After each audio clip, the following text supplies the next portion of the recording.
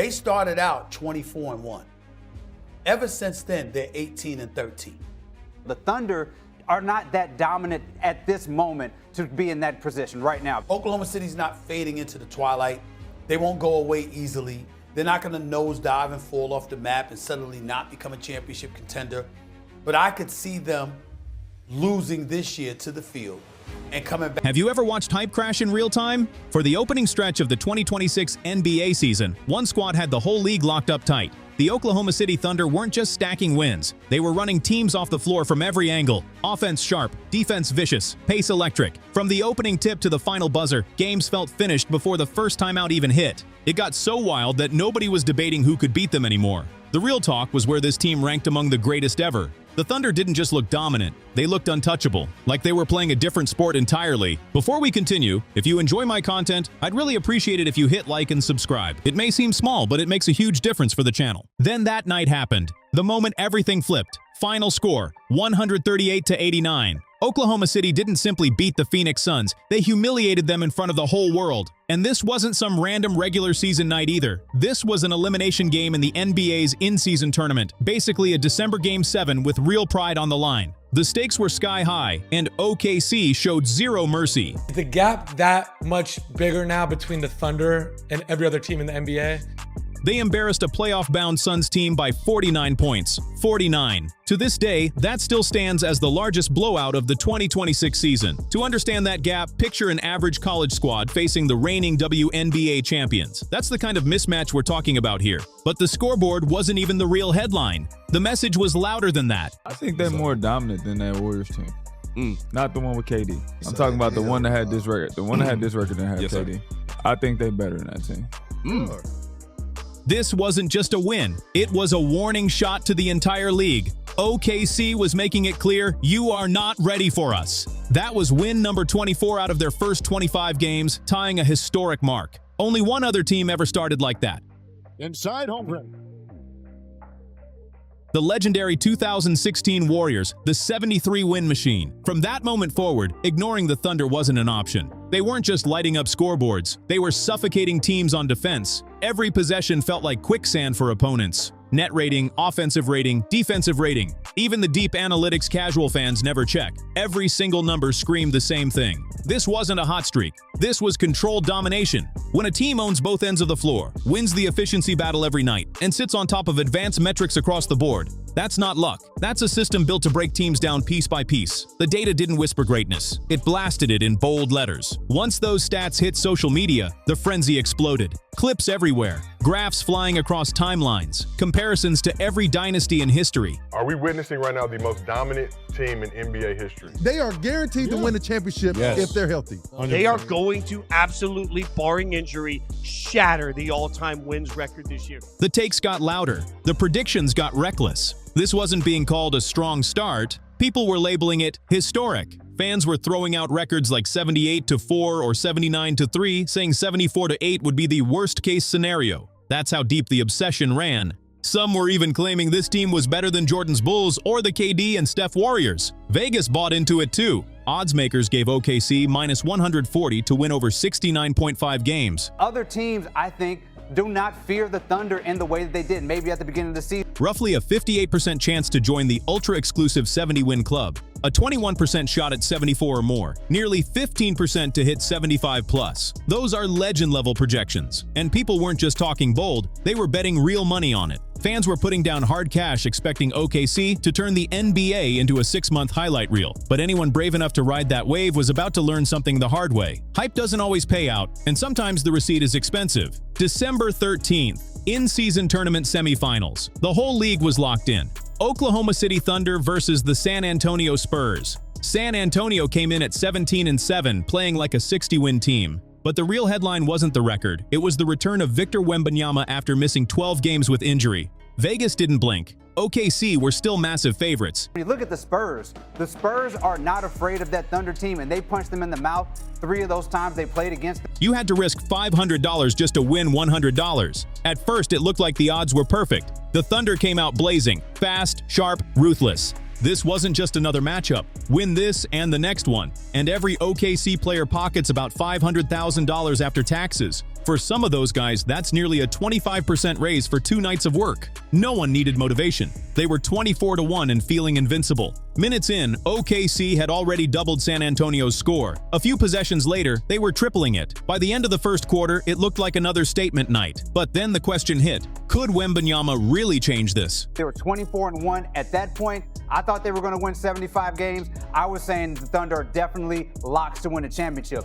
Right now, since then, they've been 18-13. The three-point shooting has fallen off a bit. SGA's injured. I have concerns about J-Dub and that health. The answer came quick. He didn't need a scoring outburst. His presence alone bent the entire floor. Drives that were automatic suddenly looked uncomfortable. Spacing shrank. Angles disappeared. The geometry of the court shifted wherever he stood. You could feel the momentum draining from the building. The rhythm OKC lived on started to crack. Possession by possession, the energy flipped. And before anyone fully processed it, the Spurs had stolen the lead. Now, it was the Thunder looking rushed, uncertain, tight. Wembanyama didn't say a word, but on that court, it felt personal, like he came back with something to prove against the team everyone crowned too early. This was supposed to be that squad, the one chasing the ghost of the 73-win Warriors, rewriting history, proving dominance could be engineered like a blueprint. But that night, all that big talk got checked hard. Victor Wembanyama wasn't just beating OKC with length and skill, he was breaking them down mentally piece by piece.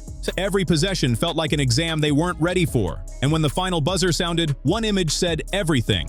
OKC players crowding the refs, arms stretched out, faces tight, begging for a call that never came. If you've watched even a handful of their games this season, you already know the reputation floating around the league. Fans and players whisper the same thing. They always get the whistle. Soft contact, whistle. Loose ball, whistle. Meanwhile, the same contact on the other end gets ignored. Highlight reels have been showing it for months. People roll their eyes and say, "Here we go again," but not this time. Against the Spurs, the whistle went quiet. OKC had to survive without that cushion, and you could feel the shift instantly. Every no call felt like justice to the crowd. So you look at this and you got trouble across Oklahoma City, and that's all my preamble of saying, still taking the Thunder. Because I still think at the highest level, when they put their stuff together, their ceiling is higher than everybody else's. And I think they were battle-tested last year and have shown that they can do it. They haven't been, for the team for the last 6 weeks, 8 weeks, they haven't been the team they were when they started 24-1. But it's not like any of these injuries are season-ending. It's not like we doubt that they can get back to that level. So look, if we get to May and they're still missing multiple starters, then we're going to have a different conversation. But because I believe they can get back to health, and because I believe I know what their ceiling is, Stephen A., I will accept all the stock anybody wants to sell me for the Thunder. The word spreading across fan bases was simple, unethical. Seeing OKC finally play without that invisible padding hit different. The internet exploded, memes everywhere, reactions flying, and one viral comment summed it up perfectly. I speak for 29 fan bases. Thank you, Wemby. That night, the refs didn't bail them out. The stats didn't protect them. All the advanced analytics in the world couldn't explain what just happened. OKC walked off at 24-2, still elite on paper. But the aura cracked. That invisible shield people felt around them, gone. And the wild part is, nobody realized how deep that loss cut. It didn't just sting, it changed the temperature of the season. The Thunder still had talent, still had chemistry, still had swagger, but something inside felt shaken loose. That game over before it starts, energy disappeared. Opponents stopped stepping on the court just hoping to survive. Now they believed they could win. You could see it in body language. Teams attacked instead of hesitating. And OKC, they moved differently too. Less relaxed, more tense, like they were trying to prove something instead of owning the floor like before. The machine was still running, but the gears didn't sound smooth anymore. The league sensed it. The first real punch after that crack came from Minnesota, a gritty matchup where every possession felt heavier than it should for a team that was supposed to be cruising. OKC competed, but that suffocating control from earlier in the season wasn't there. Minnesota never folded. They kept pressing, kept pushing, and when it was time to close, OKC hesitated. Final score, 112-107. Another loss, but more importantly, another message. Drag them into the mud and they don't automatically rise above it anymore. Then the schedule got ruthless. San Antonio again. Same opponent, same bad memory. This wasn't just a game, it was a test. People wanted proof the first loss was a fluke, just an off night.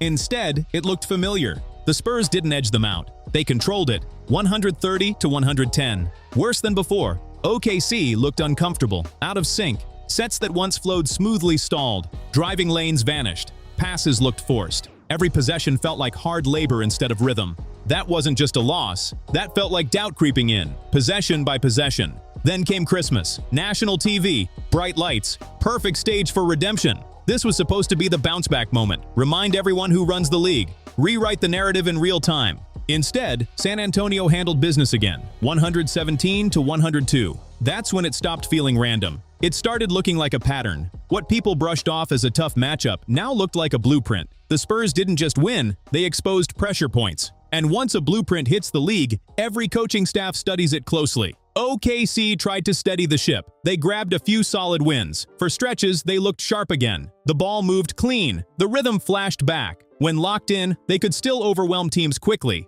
But the edge wasn't the same. The conversation shifted. It wasn't, can they win anymore? It became, can they control games like before? That quiet intimidation before tip-off started fading. Close games didn't feel automatic. They felt tense. They felt earned. Then Phoenix tested them again. Tight matchup, late-game pressure, and this time, everyone was watching to see if that old Thunder aura would show up, or if the cracks were permanent. These were usually the nights OKC slammed the door without drama. Clean execution, quick run, handshake line early. But this time, Phoenix stayed right there. Possession after possession. No breathing room, no comfort. And under that pressure, OKC slipped just enough. Final score, 108-105. It wasn't a collapse. It was a reminder. 4 losses in that stretch. Minnesota once, San Antonio twice, Phoenix closing it out. None of them felt random. Each one chipped away at the same belief that OKC was operating on a level nobody else could reach. They were still elite, still dangerous. But the mystique shifted. The league stopped seeing them as inevitable and started seeing them as beatable. The next game looked like the perfect bounce-back setup. Across from OKC stood the Charlotte Hornets, the kind of opponent contenders circle as a get-right night. Starters cruise, bench gets minutes, crowd relaxes, easy win on the schedule. They were back home too. The script was simple. Crush Charlotte, reset the mood, remind everyone who runs this thing. ESPN gave them a 90% chance to win before tip-off. That's how confident the world was. Then, the unthinkable happened. Charlotte didn't just hang around, they controlled the game. What was supposed to be automatic turned into a full-blown embarrassment. The Thunder didn't just lose. They got blown out by nearly 30 points in front of their own crowd. The same team that once looked unstoppable now looked stunned, hesitant, drained of the swagger that carried them through the first months of the season. Maybe it was fatigue, maybe it was arrogance, or maybe that early dominance was covering cracks nobody wanted to see. Whatever the reason, the narrative flipped fast. The squad being compared to Jordan's Bulls or the KD Steph Warriors just got humbled by the Charlotte Hornets. That hit different. Since that first Spurs loss in the in-season tournament, OKC had dropped 5 of their last 11 games. And if not for a very friendly whistle against Utah, it could have been worse. The Jazz shot 21 free throws that night. OKC shot 42. Shai Gilgeous-Alexander alone went to the line 19 times, almost matching the entire Jazz roster. That's not toughness, that's a bailout. The speed of the shift was wild. Just weeks earlier, Vegas had OKC projected to win over 74 games. Analysts were talking Dynasty. Fans were betting real money on history unfolding in real time. 30 days later, that glow faded. The Thunder went from untouchable to uncertain, from intimidating to inconsistent. Social media cooled off fast. The hype turned into questions. One fan summed it up perfectly. Ever since they played the Spurs, they lost all their confidence and cockiness. You could see it too. The swagger wasn't loud anymore. The joy felt forced. What once looked like destiny now looked like pressure. On paper, they were still elite, still capable of beating anyone. But that aura? Gone. And once the league senses that shift, everything changes. Teams stop fearing you and start hunting you. And right now, everyone's circling Oklahoma City. After the Hornets' disaster, OKC tried to steady themselves. They regrouped, locked in, stacked a few wins. It wasn't dominant basketball, but it quieted the noise for a minute. They survived Memphis by a single point. Not convincing, but a win is a win. The standings stabilized. For a brief moment, it felt like the Thunder had weathered the storm. But then the pattern crept back in, and this time, the details mattered. Miami struck first, 122-120. A 2-point heartbreak, 1 possession. Earlier in the season, OKC closes that game in their sleep. Key stop, big shot, burst of momentum. Conversation over. This one slipped away. And in a story like this, barely is everything. Next came Indiana, 117-114. Another narrow loss, another chance missed. 1 rush decision, 1 broken set. Game gone. Then Toronto delivered the same punch, 103-101. 2 points again, another game within reach. These weren't blowouts, they were heartbreakers, the kind that chip at confidence quietly. Every missed free throw felt louder, every lazy rotation got magnified, every hesitant possession became a headline. The Thunder weren't getting crushed, they were cracking under moments they used to control, and that's the difference between dominance and doubt. These were the games they used to own without stress. Tight finish? No problem. Physical battle? They'd flip the switch. But now they were dropping them in bunches. Minnesota didn't even bother with drama. 123-111. No buzzer beater, no suspense, just 4 straight quarters of getting outplayed. The Timberwolves didn't need luck. They stayed physical, stayed disciplined, and OKC couldn't respond. That late-game gear they once had, it didn't show up, and everybody watching could feel it. Sure, the Thunder were still winning enough to sit near the top. The season wasn't collapsing, but those losses kept whispering the same message. OKC wasn't inevitable anymore. The fear factor was fading. Teams weren't stepping back. They were stepping forward. Then February hit, and the reason became clear. February 4th, Gilgeous-Alexander went down. That's when the balance shifted. With Shai, OKC had order. Without him, things turned messy. They weren't terrible. They were just normal. A good team that could beat anyone, but also one that could get punched in the mouth when rhythm disappeared. And the results showed immediately. Over the next 6 games, they lost 3. For most squads, that's a rough patch. For a team being called greatest ever, that's an identity shakeup. They opened that stretch by smashing Orlando 128-92 at home, almost like they were trying to prove to the world and themselves that nothing had changed. But when they went to San Antonio, reality checked in again, 116-106. Without Shai's poise, OKC looked scattered. The offense stalled, possessions got sloppy, the defense couldn't seal gaps. What once felt like control now looked like confusion. The talent was still there, the depth was still there, but the magic, gone. That aura of inevitability from November had disappeared. They weren't the monster anymore. They were just another team searching for rhythm. Then Houston got them, 112-106. That one stung differently. It wasn't random. It wasn't fluky. Houston stayed patient and waited for OKC's offense to drift. Without Shai directing traffic, nobody consistently grabbed control. The Rockets didn't steal it. They earned it. OKC tried to answer back. They beat the Lakers in LA, took care of Phoenix. For a second, it felt steady again, like maybe they still had enough firepower to hold things together.